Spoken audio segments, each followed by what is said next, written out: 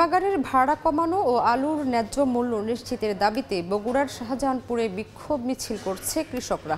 এই মুহূর্তে সেখানে আছেন রিপোর্টার আব্দুল আওয়াল, সরাসরি যাচ্ছি তার কাছে। বগুড়ার শাহজাহানপুরের জামাদার পুকুর বন্দরে নাটোর বগুড়া যে আঞ্চলিক মহাসড়ক রয়েছে সেখানে কৃষকরা এবারের যে হিমাগারে আলু সংরক্ষণের জন্য অতিরিক্ত ভাড়া রাখা হয়েছে তার দাম বৃদ্ধির প্রতিবাদে কিন্তু বিক্ষোভ করছেন। কৃষকরা বলছেন গতবারে কিন্তু তারা এই হিমাগারে প্রতি কেজি আলু 5 টাকায় সংরক্ষণ করেছিলেন, এবারে কোন রকমের বিদ্যুৎ বিল বা শ্রমিকের দাম না বাড়লেও অযৌক্তিকভাবে হিমাগার কর্তৃপক্ষ সেটি কেজিতে 8 টাকা করে করেছে।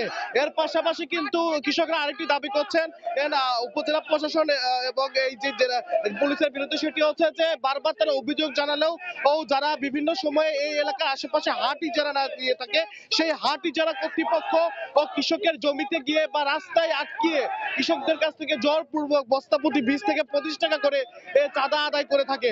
এই নিয়ে তারা একাধিকবার স্থানীয় পুলিশকে অভিযোগ করেও কোনো প্রতিকার পায়নি বলে আমাদেরকে জানিয়েছেন। মূলত এরই প্রতিবাদে আজকে নাটোর বগুড়া যে আঞ্চলিক মহাসড়ক রয়েছে সেই মহাসড়ক আটকিয়ে এখন থেকে 1 ঘন্টা আগে থেকে কৃষকরা তাদের প্রতিবাদ জানিয়ে আসছেন এবং আমরা দেখেছি যে তারা কিছুক্ষণ আগেও যেই আঞ্চলিক মহাসড়কটি রয়েছে সেখানে তারা অবরোধ করে বিক্ষোভ করছিলেন এবং কিছুক্ষণ আগে তারা অবরোধ ছেড়ে দিলেও এখনো মহাসড়কের একপাশে দাঁড়িয়ে তাদের যে বিক্ষোভ সেটি কিন্তু তারা প্রদর্শন করছেন এবং তারা বলছেন দ্রুত সময়ের মধ্যে হিমাগারের যে দাম বৃদ্ধি করা হয়েছে আলুর কেজি প্রতি সংরক্ষণের জন্য সেটির দাম যদি আবারও আগের মতো সীমিত আকারে না নিয়ে আসা হয় তাহলে কিন্তু তারা আরো কঠোর কর্মসূচি দিবেন। পাশাপাশি তারা কোনো ধরনের চাঁদা দিতে পারবেন না বলে জানিয়েছেন। তো বগুড়া থেকে এই ছিল আমার কাছে সর্বশেষ।